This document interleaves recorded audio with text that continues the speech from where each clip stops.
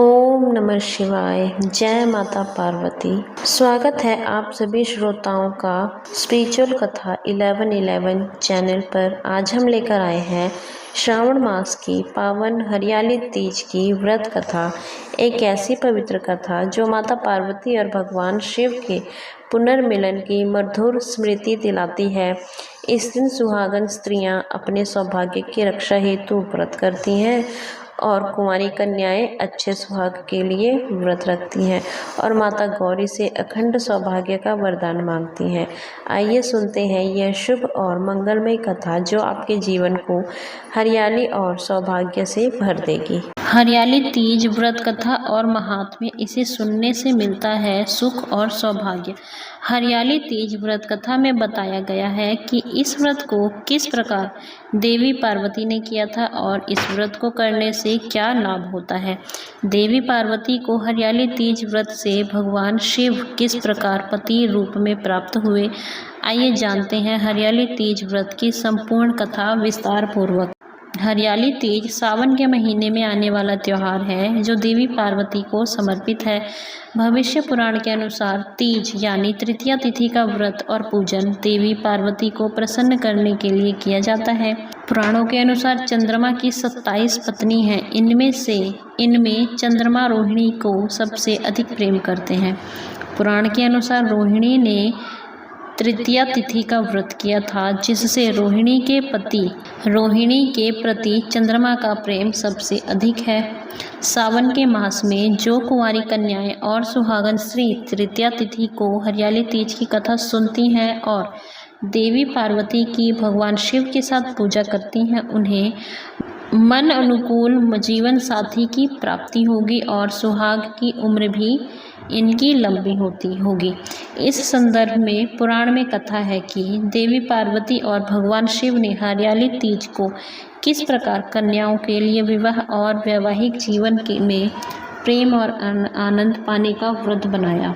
हरियाली तीज कथा विस्तार से। देवी पार्वती अपने पूर्व जन्म में दक्ष प्रजापति की पुत्री सती थी।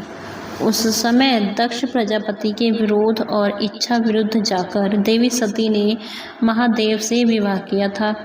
दक्ष प्रजापति भगवान विष्णु से देवी सती का विवाह करवाना चाहते थे, लेकिन देवी सती भगवान शिव को अपना पति मान चुकी थी। अंत में पुत्री की खातिर दक्ष प्रजापति को भगवान शिव के साथ सती का विवाह करवाना पड़ा, लेकिन दक्ष प्रजापति फिर भी शिवद्रोही बने रहे।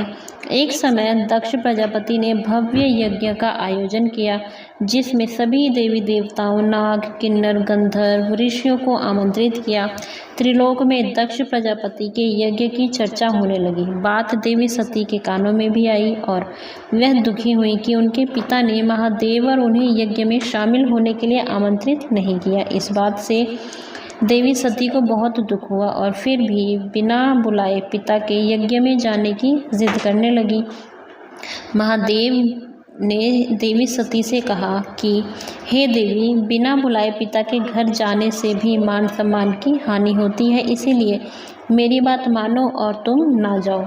लेकिन देवी सती अपनी जिद में शिव की बात को मानने को तैयार न हुई और शिव से कहने लगी, आप भले न जाएं, लेकिन मैं अपने पिता के यज्ञ में ज़रूर जाऊंगी। और वह शिव की आज्ञा बिना ही मायके चली गई। दक्ष प्रजापति ने जब देवी सती को बिना बुलाए आया देखा तो देवी सती और महादेव का बड़ा अपमान किया। उस समय देवी सती को महादेव की बातों का स्मरण हुआ आया और अपनी भूल पर वह प्रायश्चित करने लगी। सती ने कहा कि महादेव के मना करने पर भी मैं यहाँ आई और मेरे कारण मेरे पति का अपमान हुआ है, अतः अब किस मुंह को लेकर शिव के समक्ष जाऊंगी। दुखी और क्रोधित हुई सती उसी समय पिता के यज्ञ कुंड में शिव का ध्यान करते हुए कूद गई और सती हो गई। देवी सती के अग्नि कुंड में देह त्याग की सूचना मिलते ही भगवान शिव अत्यंत क्रोधित होकर वीरभद्र को प्रकट किया जिसने दक्ष प्रजापति के यज्ञ को नष्ट कर दिया। इसके बाद शिवजी घोर साधना में लीन हो गए। इधर देवी सती को भगवान शिव की आज्ञा का उल्लंघन करने का दंड भी मिला और उनका कई जन्म होता रहा। इस तरह देवी सती के 108 जन्म हुए। 107 जन्मों तक वह भगवान शिव को पुनः पति रूप में पाने के लिए तपस्या करती रही। 108वें जन्म में देवी सती का हिमालय की पुत्री पार्वती के रूप में जन्म हुआ। इस जन्म में देवी पार्वती ने भगवान शिव को पति रूप में पाने के लिए सावन में मृतिका से शिवलिंग का निर्माण करके भक्ति भाव से शिवलिंग की पूजा की और तपस्या में लीन हो गई। देवी पार्वती की तपस्या से अंत में प्रसन्न होकर हरियाली तीज पर भगवान शिव प्रकट हुए और देवी पार्वती को वरदान दिया कि तुम मेरी अर्धांगिनी बनोगी। इस तरह देवी हरियाली तीज के दिन देवी पार्वती को भगवान शिव से मनोनुकूल वर प्राप्ति का वरदान मिला। इसके बाद भगवान शिव ने देवी पार्वती के आग्रह पर कहा कि जो भी कुंवारी कन्या हरियाली तीज का व्रत करके भगवान शिव और देवी पार्वती की पूजा करेगी उसे कामना के अनुसार सुयोग्य पति की प्राप्ति होगी और जो सुहागन महिला हरियाली तीज का व्रत करेगी उनका वैवाहिक जीवन प्रेम और सुख से भरा रहेगा।